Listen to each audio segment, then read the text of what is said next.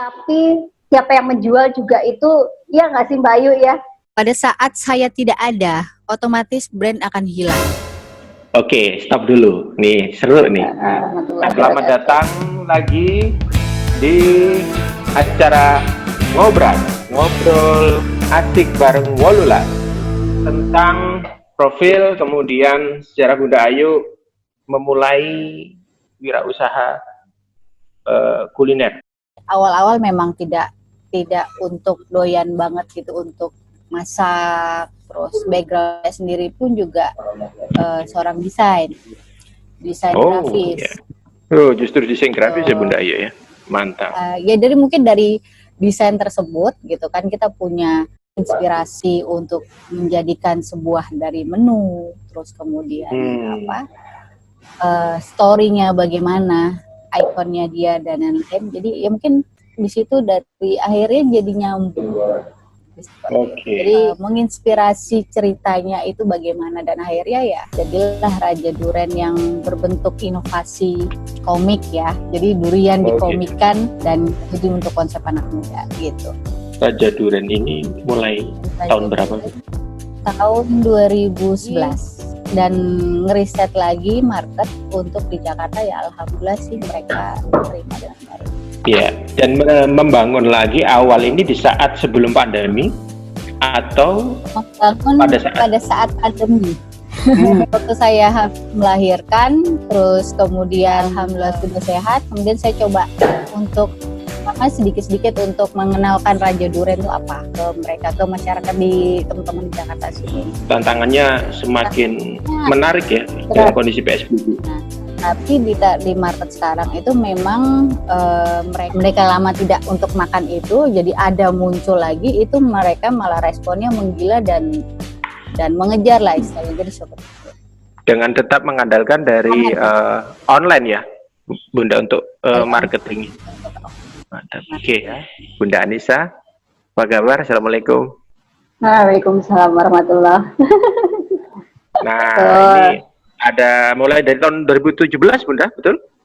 4 tahun yang lalu, kurang lebih 4 tahun yang lalu. Waktu itu saya pernah beli es kelapa muda, terus begitu saya bawa pulang ke rumah, saya buka, kok banyak ya isinya gitu. Ternyata banyak gitu, satu plastik, padahal nggak kelihatan banyak gitu loh. Terus saya buka, banyak ya isinya. Padahal saya tuh yang minum cuman saya sama suami gitu kan.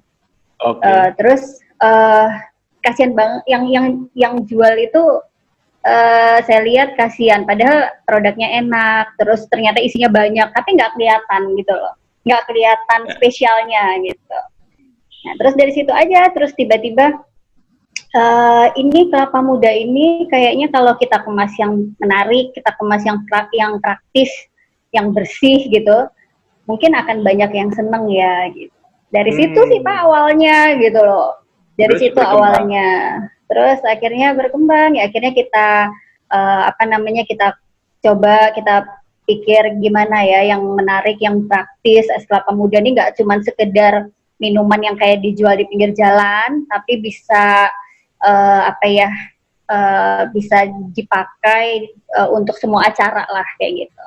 Akhirnya kita sajikan dalam bentuk kemasan cup anti tumpah, terus yang jadinya praktis lah, minuman praktis gitu. Setelah es kelapa muda berkembang ke frozen food. Frozen food itu juga nggak sengaja, semuanya serba nggak sengaja Pak. Jadi frozen food itu awalnya karena untuk anak-anak. Anak-anak. Jadi maksudnya bikin produk untuk anak-anak sendiri di rumah gitu. Nah, terus mulai dari situ teman-teman ada yang ada yang nyobain, ada yang nyobain suka gitu. Akhirnya di situ mulailah gitu loh, mulai bikin untuk dijual gitu. Tapi awalnya benar-benar untuk anak-anak. Makanya sampai sekarang semua produk kami itu saya tetap bertahan untuk supaya bisa dikonsumsi untuk anak-anak juga. Anak-anak juga. Jadi kita buat yang tidak pedas, terusnya intinya untuk anak, yang penting anak-anak bisa makan gitu. Semua menunya, walaupun sekarang berkembang sampai ke menu dewasa pun tetap kita upayakan yang anak-anak bisa makan kayak gitu. Jadi habis dari frozen food terbaru baru ya menu ayam lodo ini untuk kita lagi berusaha jual secara offline. Ya, akhirnya kita merambah ke offline karena online-nya sudah jalan, alhamdulillah 4 tahun berjalan. Akhirnya sekitar Januari kemarin kita belajar untuk yang offline, tapi tetap semuanya dari rumah, karena kita belajar dari nol ya, jadi biar kontrolnya mudah segala macam dari rumah. Terus nggak lama setelah itu ya kena pandemi ini, Pak. Sampai sekarang. Nah, ini yang menarik adalah ada benang merahnya. Kalau memang bisnis itu terkadang ada yang di planning dan tidak. Terkadang sambil jalan, learning by doing, itu akan terbuka sendiri kesempatan-kesempatan untuk berkembang. Betul ya, Bunda Ayu, Bunda Nisa? Betul. Nah, tadi mengawali semuanya sebelum pandemi, dan sekarang ada pandemi. Semua kita dipaksa di shutdown. Kita berhadapan dengan makhluk yang tidak terlihat, sebuah virus yang seluruh dunia belum ada yang bisa mempunyai cara yang ampuh untuk mengendalikan pandemi ini, sehingga disebut pandemi kan seluruh dunia. Nah, dengan bisnis yang dijalankan, tidak ada dampaknya nggak, Bunda? Baik itu secara omset, malah tadi ada yang memulai men-set up Bunda Ayu dari awal pandemi dengan punya keyakinan cukup besar. Bunda men-set up itu, kemudian Bunda Anissa menceritakan 4 tahun sudah jalan dan ada pandemi. Ini saya mulai dari Bunda Ayu nih. Jadi kita tidak terfokus dengan omset. Untuk masalah omset naik turun itu pasti. Karena memang kan saya pengalaman sendiri, tanpa pandemi pun kita bisa hancur. Poinnya kita gerak aja dulu. Ya alhamdulillah diterima, jadi kita tidak berpatokan untuk dari omset, karena memang saat ini Raja Duren pun saya pun juga ada usaha baru ya kan, lauk cepat gitu. Jadi kita gerak aja dulu gitu. Jadi bisa untuk yang penting kita bisa jalanin aja seperti apa, karena memang offline ataupun online itu pasti ada perbedaan. Karena mungkin saya posisi juga di Jakarta, perkotaan besar. Ya alhamdulillah direspon baik, dan mereka itu untuk walaupun dengan kondisi di rumah aja, mereka untuk masak dan lain-lain itu jarang sekali. Jadi seperti itu. Tetap cari yang praktis ya, Mbak. Bisa. Ya, zaman sekarang memang lifestyle kota besar yang tinggi itu mereka khususnya Jakarta ya. So must go on dulu, udah jalan aja, produk ada, gitu ya Bunda. Nah, Bunda Anissa, ini ada pandangan-pandangan atau mau sharing-sharing sesuatu? Jadi pas waktu Surabaya itu tiba-tiba dinyatakan sekolah libur, kemudian kantor juga waktu itu kan mendadak ya Pak Catur ya, untuk orderan kami dalam 1 minggu itu di hari Minggu malam itu semua di cancel Pak. Ya cuma bisa bilang alhamdulillah ala kulli hal gitu ya. Bu, kita nggak apa-apa, nggak usah masuk setiap hari. Sampai ada yang bilang kayak gitu. Karena kondisinya kan kayak begini gitu. Mereka prihatin gitu loh sama kami, mereka ikut prihatin. Kebetulan syukurnya tuh mbak-mbak tuh sudah ikut kami lama gitu ya. Jadi udah kayak keluarga, dan saya sendiri tuh ibaratnya Kedai Malika ini kendaraan bersama untuk kita cari rezeki yang halal gitu kan. Jadi mereka juga seperti merasa sudah memiliki sensibilitasnya ada. Jadi mereka begitu dengar kayak gitu tiba-tiba langsung ngomong kayak gitu Pak. Saya miris gitu loh, saya miris banget. Maksudnya sampai mereka bilang nggak apa-apa, saya nggak usah masuk setiap hari supaya ibu nggak perlu gaji kita full gitu, sampai terucap kayak gitu. Tapi saat itu saya bilang ke suami ini gimana gitu loh, saya juga nggak tega kondisi kayak begini, karena kondisi kayak begini, kalau mereka juga harus nggak bisa terima gaji full kan kasihan ya Pak, karena mereka juga butuh gitu kan. Dari situ suami cuman bilang udahlah bismillah aja katanya gitu, rezeki udah ada yang ngatur. Yang penting tetap ya kita tetap dalam artian tetap berinovasi, tetap cari ide gitu kan Pak, cari ide gitu. Misalkan ada terobosan, ada upaya ikhtiar-ikhtiar yang konsisten. Betul. Jadi kita berusaha mencoba membaca, walaupun sulit untuk membaca kondisi ke depan itu kita kan belum tahu gitu kan. Akan seperti apa tuh belum tahu gitu loh. Nah terus dari situ coba untuk ngeraba kira-kira kebutuhan pasar akan seperti apa kayak gitu kan. Nah terus akhirnya pelan-pelan akhirnya sedikit-sedikit kebaca bahwa sepertinya kebutuhan pasar itu karena mereka banyak yang di rumah segala macam gitu, mereka itu tetap butuh suatu makanan tapi yang mereka percayai gitu. Jadi bukan sekedar makanan yang enak, bukan, tapi suatu produk yang bisa mereka percayai gitu loh, bahwa makanan ini safe kayak gitu. Karena kondisinya kan seperti sekarang kan Pak. Jadi dari situ ya kita coba berupaya menghadirkan menu yang lebih menarik lagi, disesuaikan bahwa dengan kualitas yang terjaga. Betul, dengan peningkatan kualitas, terus kemudian kemasan, penyajian semuanya lah kita pikirkan ulang gimana caranya supaya makanan ini ada nilai bahwa makanan ini aman untuk dibeli dan dikonsumsi, ya betul, untuk dibeli dan dikonsumsi saat masa-masa kayak sekarang, kayak gitu sih Pak.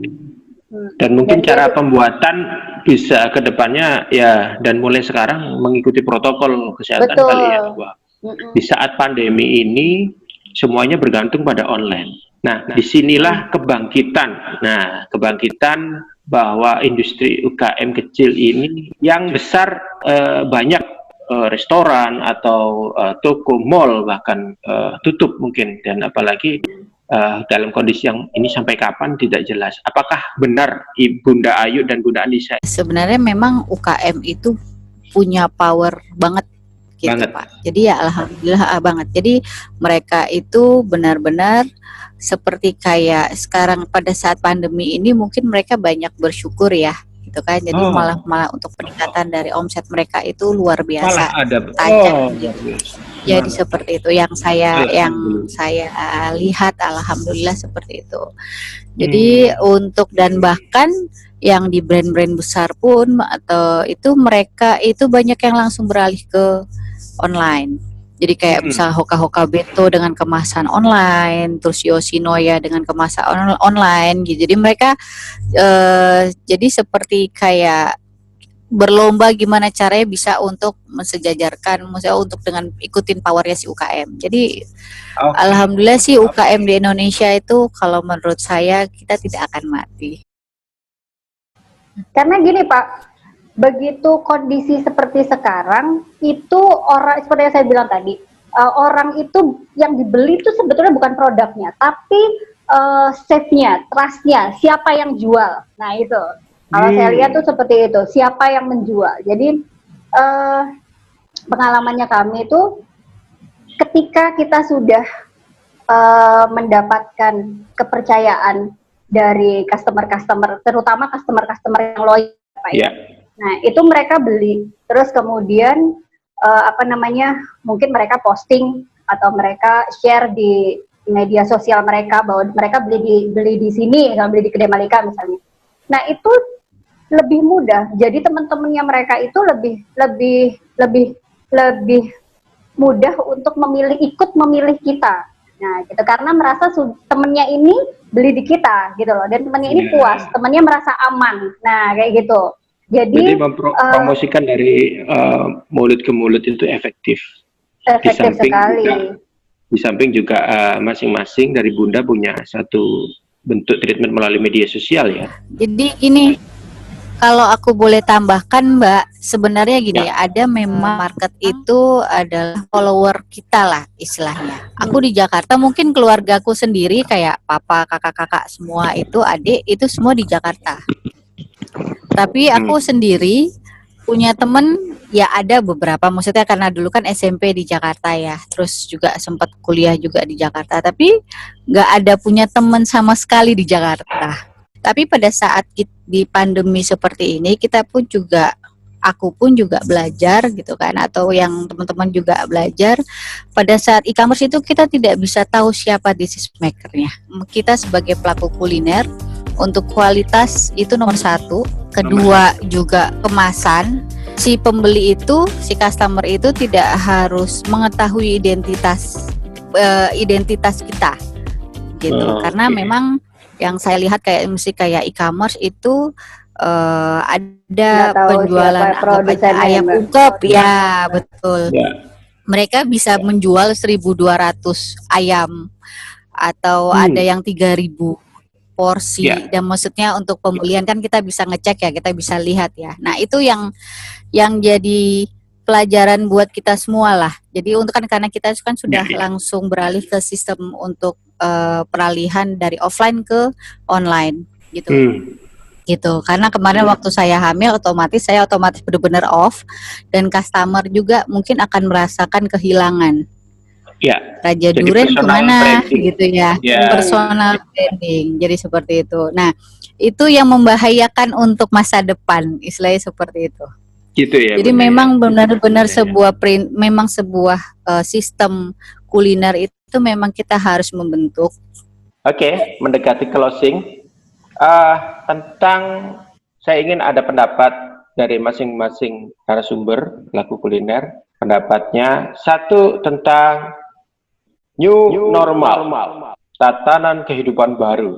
Bunda Ayu, monggo. Oke, untuk new normal itu kita harus memposisikan sebagai kita penjual harus memperhatikan tadi adalah beralih tetap seperti kayak pandemi, kita tetap online, berusaha untuk penjualan online, kemudian distribusi, kesehatan juga untuk seperti tadi Mbak Anissa infokan untuk ini ya, jadi kemasan itu benar-benar di safety gitu kan, untuk dari kesehatannya juga. Itu kedepannya sih seperti itu. Jadi menurut saya new normal itu normal itu bisa untuk peralihan lebih ke digital. Jadi seperti itu sih Pak. Menghadapi new normal, gerak aja. Mulai aja dulu. Jadi memang entah itu kita pelaku kuliner atau usaha yang lain, kita mulai aja dulu. Jadi memang konsepnya pengusaha itu adalah kita tidak digaji tiap bulan, tapi kita gerak seperti kayak PNS dari tanggal 1 sampai tanggal 30 tidak digaji, baru digaji tanggal 30. Begitu pula pengusaha. Jadi semangat terus. Semangat. Mbak Ayu ini pernah aktif di HIPMI Jawa Timur ya, Bunda? Ya, masih sampai sekarang, alhamdulillah. Sekarang juga ikutan BPP HIPMI. Siap. Yes. Sekarang ya. Oke. Ya. Bunda Anissa. Iya. Tentang new normal, tatanan kehidupan baru dan bisnis baik yang lama atau baru di masa new normal. Monggo, Bunda Anissa. Tetap betul kayak Mbak Ayu bilang, kita tinggal melanjutkan bagaimana kiat-kiat kita untuk tetap survive saat pandemi, kemudian nanti menghadapi new normal, itu tetap semua protokol dan sebagainya tetap harus kita jalanin. Tapi kalau saya pribadi gini Pak, bukan bisnis kuliner aja ya, semua bisnis. Yang penting niatnya itu bisnis itu bukan buat kita sendiri, tapi dengan kita berbisnis itu kita niatkan juga supaya bisa bermanfaat buat banyak orang gitu, buat karyawan kita, buat bapak-bapak kurir, banyaklah buat intinya kita niatkan untuk banyak orang gitu, bisa kita membangun sebuah bisnis itu supaya bisa bermanfaat untuk banyak orang. Dengan begitu rasanya nanti jalannya akan ketuntun sendiri gitu loh Pak. Karena kalau misalnya sekarang kita ditanya gimana cara menghadapi new normal, ya memang sudah banyak dibahas gitu ya. Kita dengar gambarannya new normal itu seperti apa, begini-begini dan sebagainya gitu. Cuman balik lagi, kita hanya bisa merencanakan, tapi semua sudah ada yang mengatur. Jadi kalau dari saya sih bisnis apapun, bukan kuliner aja, niatkan untuk supaya bisa bermanfaat buat banyak orang. Itu aja. Dengan begitu nanti pasti jalannya akan kebuka sendiri gitu Pak. Oke, Sobat Ngobras. luar biasa. Edisi kali ini saya ditemani dua bunda cantik yang strong dan memberikan banyak inspirasi dalam menjalankan bisnis apapun. Jangan pernah mengatakan omset, hindari kata berapa. Jalan dulu, berikan manfaat sebanyak-banyaknya. Konsisten, istiqomah, selalu inovasi, belajar dari kegagalan, dan jangan pernah berhenti, serta jangan pernah kalah oleh keadaan. Betul, Bunda? Setuju? Betul. Yang memulai mengawali bisnis di pandemi ataupun sudah, tidak pernah, belum tentu bisnis itu juga di masa pandemi akan sulit. Collab. Kan ada peluang di dalam. Gitu, Bunda ya. Terima kasih Bunda Ayu, sukses Bunda Anissa. Luar biasa silaturahmi kita kali ini, semoga bermanfaat. Podcast channel Wolulas ini kita buat untuk sebagai langkah inovasi di masa pandemi dan menuju new normal. Mungkin kita tidak akan pernah menggambarkan sebelumnya kita bersilaturahmi melalui dunia virtual, dunia maya ini, tetapi didukung teknologi kita harus memberikan manfaat, dan semoga channel podcast Wolulas ini memberikan manfaat bagi banyak orang, mendengarkan curhat kopdar virtual bersama bunda-bunda para pelaku. Jadi emang Wolulas ini lengkap ya Pak ya? Iya, semua ada ya Pak, keren ya Pak ya? Keren ya. Nah, perbedaan itu adalah berkah. Nah, di sini saya coba memberikan bersama teman-teman pengurus satu terobosan. Kita coba buat podcast, walaupun saya zaman old, saya juga nggak mau ketinggalan. Ya, saya ingin berbagi ilmu, berbagi manfaat, berbagi inspirasi kepada banyak orang, dan melalui channel nantinya Wolulas ini semoga kita bisa sama-sama mengambil hikmah untuk terus bertahan, untuk terus memberikan banyak manfaat kepada masyarakat. Terima kasih Bunda. Amin. Salam untuk keluarga, sehat selalu. Amin. Semoga kita bisa ketemu lagi lain waktu, dan jangan lupa subscribe dan like. Terus memberikan kritik dan saran untuk kita lebih baik lagi. Terima kasih. Assalamualaikum warahmatullahi wabarakatuh. Waalaikumsalam warahmatullahi wabarakatuh.